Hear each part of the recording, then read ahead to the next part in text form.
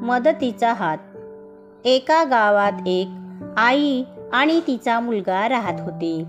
एकदा गावात पूर आला. सगळीकडे पाणीच पाणी झाले होते. आई आपल्या लहान मुलाला घेऊन सुरक्षित ठिकाणी जाण्याचा प्रयत्न करत होती. पाण्यात तिला एक वृद्ध स्त्री दिसली, जी मदतीसाठी याचना करत होती. आईला स्वतःच्या मुलाची काळजी होती, पण तिने त्या वृद्ध स्त्रीला पाण्यातून बाहेर काढले आणि तिला एका उंच ठिकाणी पोहोचवले. त्यानंतर ती परत आपल्या मुलाकडे गेली. गावातील लोकांनी त्या आईचे खूप कौतुक केले. तिने दाखवलेल्या माणुसकीमुळे अनेक लोक तिच्या मदतीला धावले आणि ती व तिचा मुलगा सुरक्षित राहिले. बोध.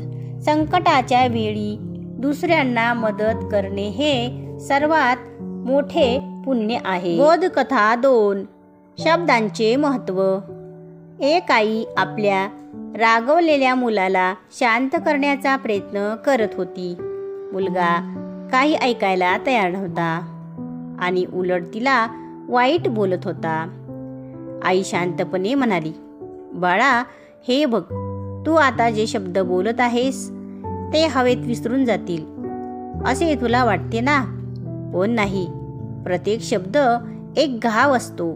जरी तो घाव दिसत नसला तरी त्याची जखम खोलवर होते. मुलाला आईच्या बोलण्याचा अर्थ समजला. त्याला आपल्या चुकीची जाणीव झाली आणि त्याने आईची माफी मागितली. बोध.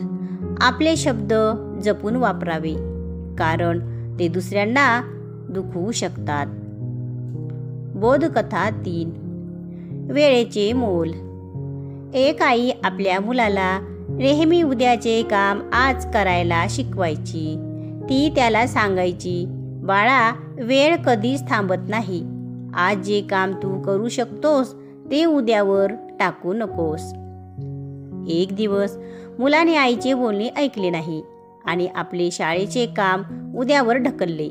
दुसऱ्या दिवशी तो आजारी पडला आणि त्याचे काम तसेच राहिले. त्याला खूप वाईट वाटले. आईने त्याला जवळ घेऊन समजावले, वेळेचे महत्त्व ओळखणे खूप गरजेचे आहे.